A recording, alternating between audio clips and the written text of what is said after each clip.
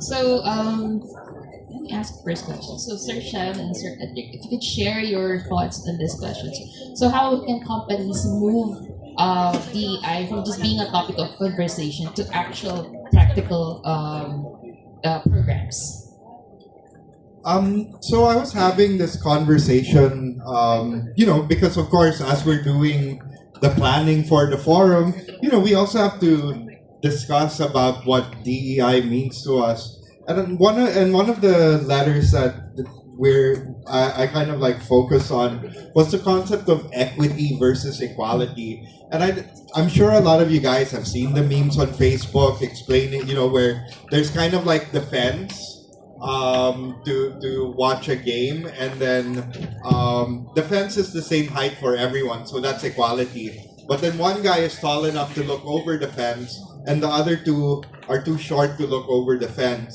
So that's equality. But then when you talk about equity, it then you see sort of the other two standing on boxes appropriate for their height, so that everyone is able to like look over the fence, and that's really what it comes down to. So the whole point of equity and diversity and inclusion is that there isn't one solution for every group. Now you can't or you can if you're big enough, and I encourage you to, but I think for a lot of like smaller and medium companies, of course you can't a lot of them don't have the capacity to be equitable all in one go to every diverse group. So I think it would be also to select a group to start, because you can be equitable to everyone eventually, but you have to start somewhere and you have to make the move. I gave my example kanina about like looking at when I was looking at programs to get more PWDs into the company. But then you can also look at diversity in other contexts as well, such as women. In our case, we had existed for about like 18 years without any women in the board, even though we're 52% women, I think. But then it's been a recent thing of like, adding women to the board so that there are women making those leadership decisions. So even small steps like that, and having diverse voices at the board and at the executive level, and then the people from those communities, having them there and part of the conversation within, and not talking just to like outside groups, but really hiring and having it part of your leadership team from within, then they can start saying like, hey, this is how we can be more considerate of women. I mean, there's a lot of I think women is sort of like the easiest reach, because it's the most, and most companies have women. But like in our company, we have higher maternity leave than the legal requirement. I think going beyond compliance when it comes to this group is a big part, because you're required to do compliance. You don't get a pat in the back for that. But I think taking it a step beyond, having rooms for pumping for breast milk, to be more inclusive of young mothers, because young mother women disproportionately do the child raising, even though they work just as much as the husband does. So being able to find ways to accommodating that, and also what is required here is maternal leave, but we need to also be looking at like paternal leave, and this isn't a vacation for dad. It's an idea that by having men more involved in the parenting, then it divides the labor at home. So the woman is not 100% working two jobs, the job at home and the job in the office. So that's just like one example.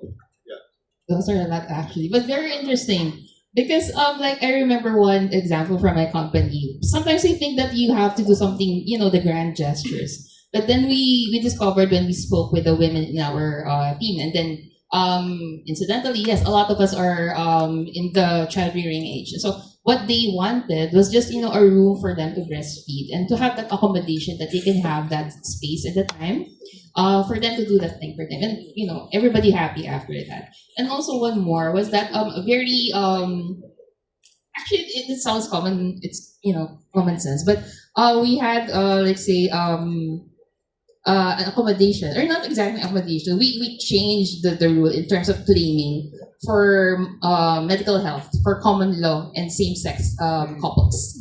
I mean, that was actually an eye opener that nobody thought. Okay, there wasn't. It seems that the company was giving the benefit, but then when we had the discussion, then it became apparent that there's a need for that to be recognized. So yes, recognizing and giving voice to the minority. So thank you, Sir Chef. That's a lot of actually very good examples. Thank you. Sir Edric?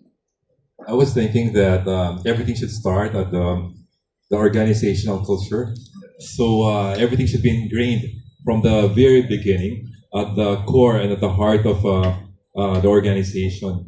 So, and inisip ko, hindi lang sa HR magsisimula ito. Dapat gumapang from top to bottom or bottom to top. Kailangan tingnan ito if we are following DEI. So Knowledge Channel Foundation where I work, I think 75% of our employees are females.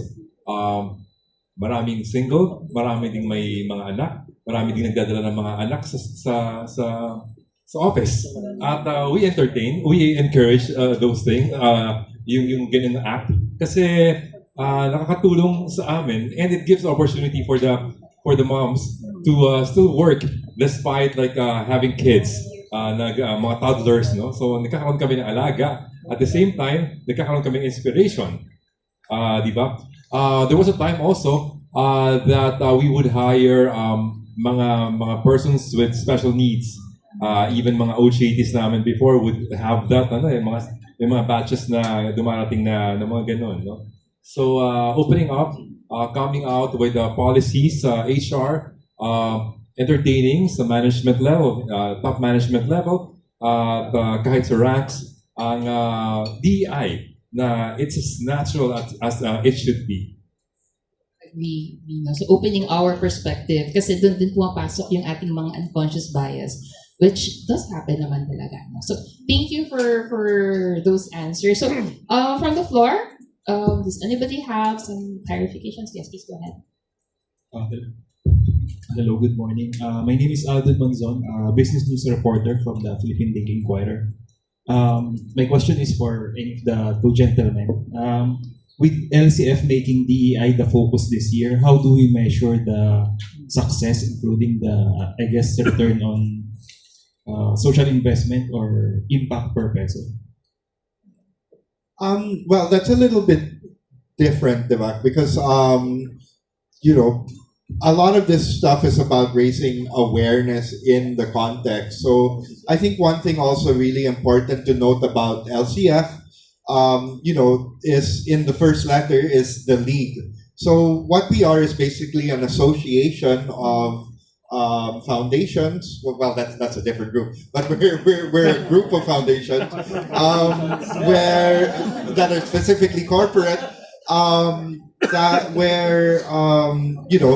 We can't force our members to do anything. So the biggest part of what LCF does is sharing our experiences and sharing our knowledge to encourage. What we do, though, is we do track projects across our membership, and then recently we've combined it with Association of Foundations, which is another group, to be able to track not just with the corporates but with foundations across the board in the Philippines. And I think it's a good question because it's one that we haven't thought of, I think, yet in terms of measurement, but it's certainly one to consider in continuing what happens after, as you pointed out, that maybe we should also be including in those questionnaires by identifying different marginalized groups and then having the responders identify which, if any, marginalized groups are covered by those programs. So thank you for that question, because it's one that we don't have an answer to yet, but sometimes in not having an answer but having the questions raised, that's where you can find a solution. And I think that's a relatively simple solution that we can do in order to see what kind of impact. The unfortunate thing of coming up with the ideas, we don't have a baseline from before the expo, but we can certainly keep tracking it after. Pero sir, what's the initial assessment ba, sir, on how to gauge the results? Like, are you gauging it through the, I guess, the gender mix or something like that? We do have a speaker. I'm not sure if it's today or if it's at the expo. Salim might be able to confirm, who is basically looking at the data, but it's not narrowly Philippine specific. It's I think ASEAN specific. So it would be against that information. Yeah, because we're partnering with a group that is looking at that info in the Philippine context right now. Yeah. But sorry, the ASEAN context. So, sorry, sir. Sir, another question. Sir, how's the funding environment, including the donations for CSR programs in 2024, and what is your outlook this year? Is it shrinking, or is it steady, or is it rising? Dalawang klase ang mga members ng LCF. Yung isang grupo dyan, like sila Shem, are para grant-giving foundations. Okay, so hindi sila Shem. And then yung isang, did you not see the solar panels in the video kanina? Oo nga pala, we was talking about it kanina, early this morning. Yung isa namang grupo are grant-seeking foundations like us, the Knowledge Channel Foundation. So all the time, every day, we would look for partners to help us carry through our advocacies and our projects. And kasama doon sa mga hinihingi usually sa mga as grant requirements, yung DEIs. So dapat nakalagay doon na how many people will be how many females will be working on this project, how many, are you employing IPs, are you employing persons with different needs, differently abled persons. So may mga points yan. So all the time, nilalagay namin yan. Meron kaming count on that kasi hinihingi yan ng mga nagbibigay ng mga grants. Okay.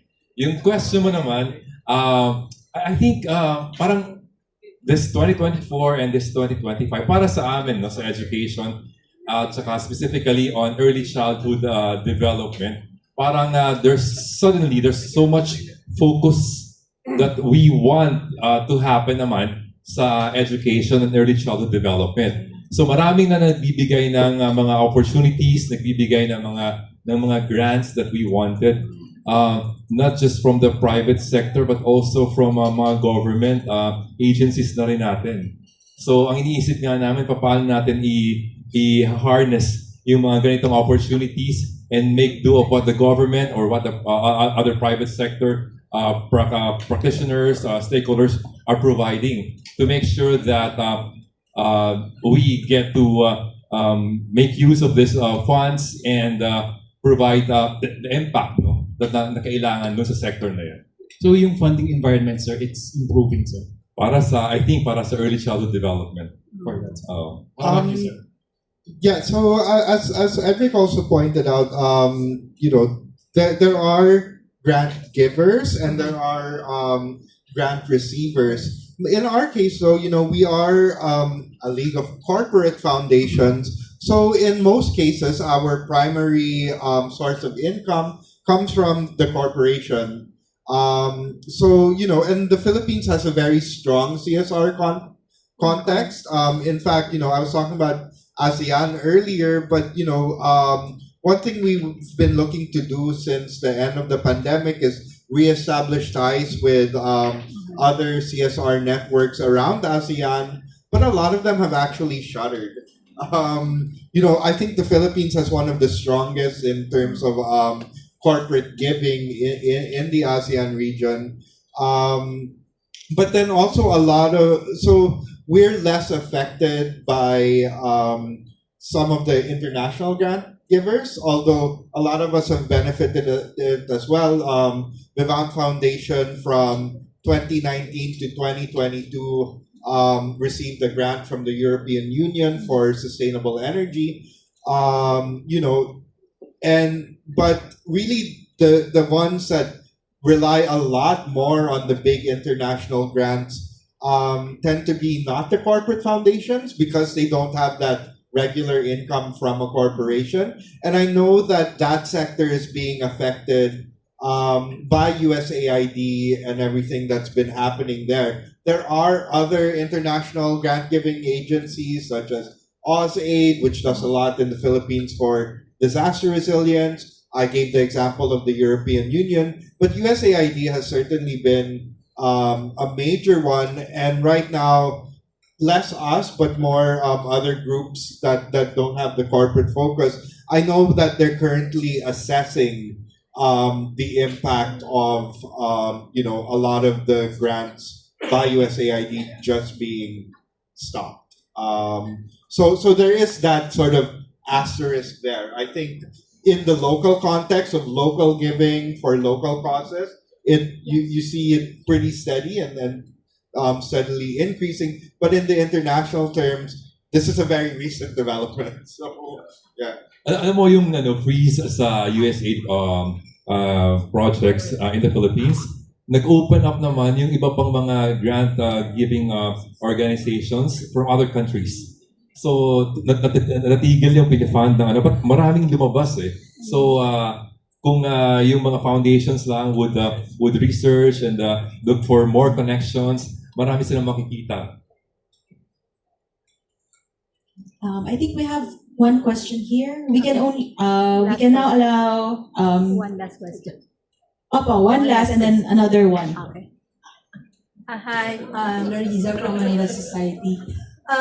You mentioned kasi LCF is existing since 2018. How can you compare the grant givers before to now, like timeline, how fast now compared to before? Sorry, just to clarify, 2019 was the 2019. beginning of the Guild Awards. Okay. LCF has been around since the 90s. Next year is 25th anniversary. Oh. 30. Congratulations. 30 na tayo. Okay, 30. So we're actually we've been around as long as that. We do our sort of CSR 101 course where we actually do have a timeline of giving. And we have seen it increase. And a big part of it is due to organizations like ours, but there's other ones as well, that encourage business to give. Like I said, it's very strong in the Philippine context compared to a lot of our neighbors. And, and of course the economy has grown, so that means there's also more wealth to spread around. But where you see a lot of the changes has really been in how it is given and the methods and the approaches to it. I think way back in the day in my grandfather's time, my grandfather was very involved with the Boy Scouts in the Philippines and the Sinulog Foundation back in Cebu. And that's what it was. It's what is the owner's personal interest? What touches their heart? Let's be honest. Back then, what touches his heart?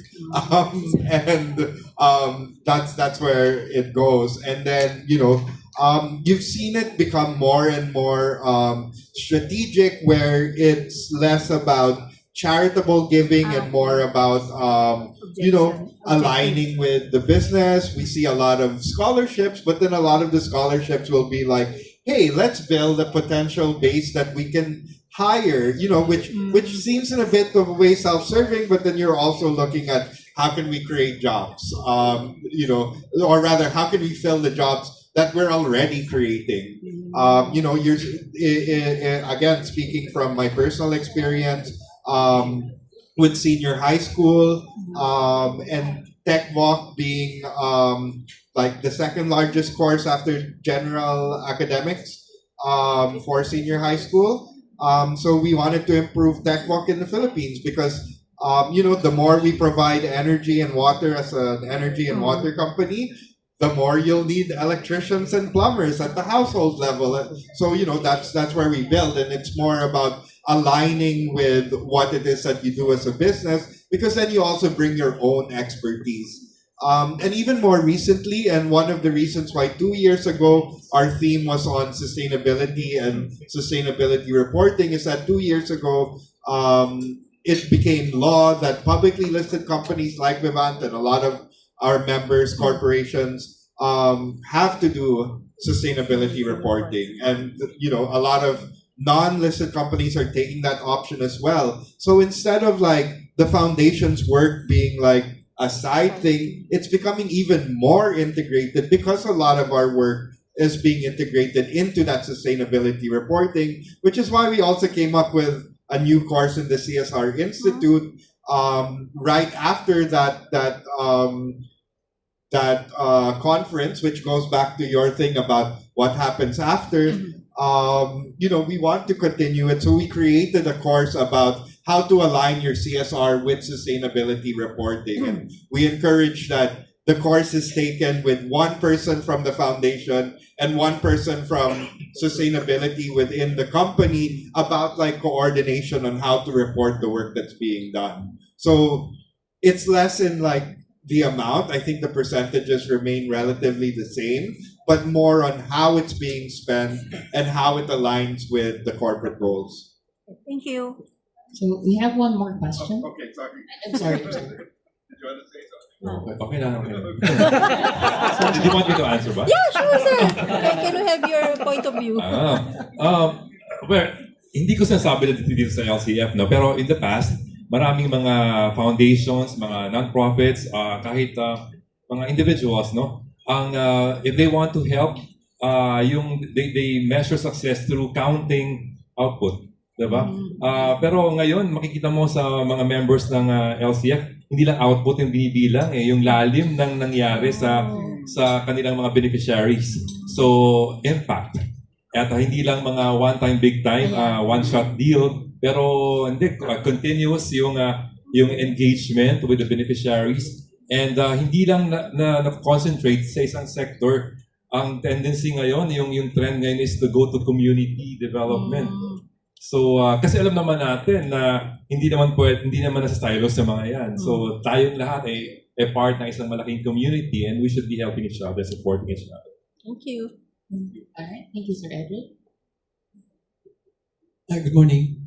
I'm Winsor Genova from the Daily Tribune. I want to know if how serious is the DEI business to to LCF members. So how much have LCF members invested into DEI programs over the years and annually? And I have a second question. The DEI policies and programs in the US are being undone. So what are the impacts to the DEI movement in the Philippines?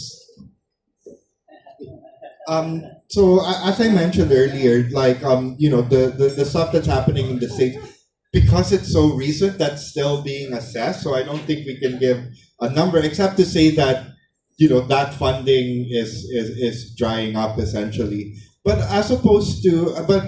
with regards to your first question of DEI, as I also mentioned when I was talking about our Guild Awards, if you really look at a lot of the projects, a lot of the ones that win do have DEI, even if they don't use that term exclusively.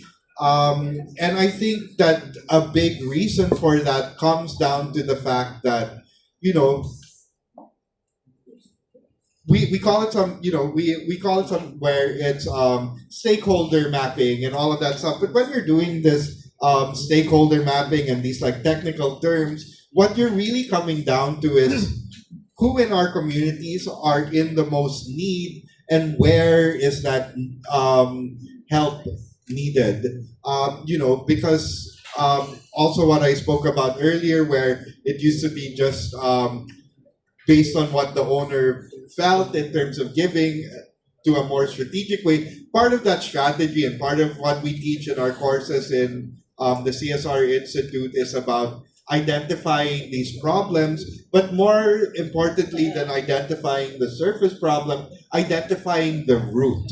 And a lot of the times, there are programs that specify women. One of our 7 groups is enterprise development, and I think you'll find that the majority of these enterprises are women-led enterprises because it's an untapped source of entrepreneurship and labor. A lot of the education programs a lot of the scholarships will be for students who can't afford it a lot of the time. So then, you're talking about equity when it comes to poverty and the ability of a student to be able to go to higher education. So I would say, we don't have official figures on it. We just got the idea now of putting it into the questionnaire that is filled out.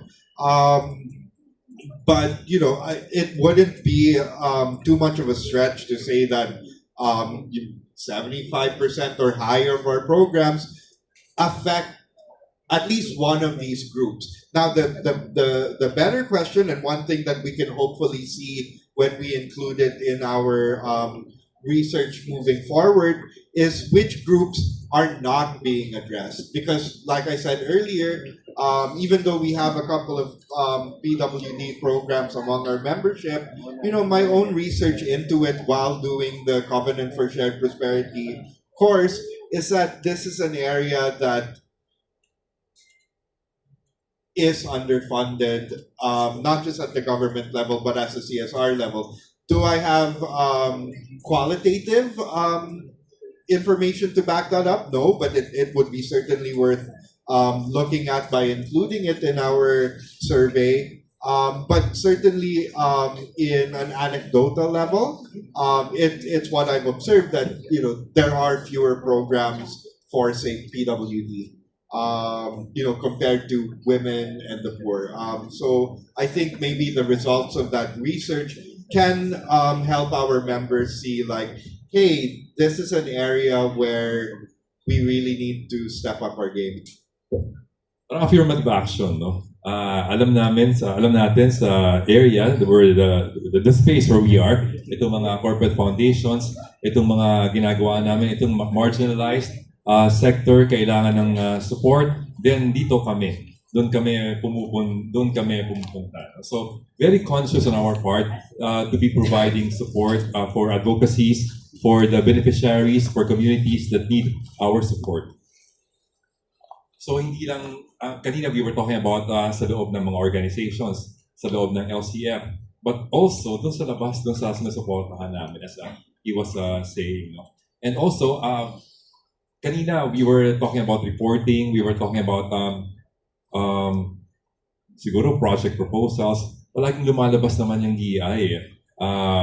Sustainable Development Goals, ESG, DEI. Nandun sa first page na lang yan ng project proposal hanggang sa reporting. Nandoon siya. No? So it's about time na mag-focus tayo dyan at consciously ay tingnan natin how are we doing, reflect, and make amends, and see how else we can improve the practice.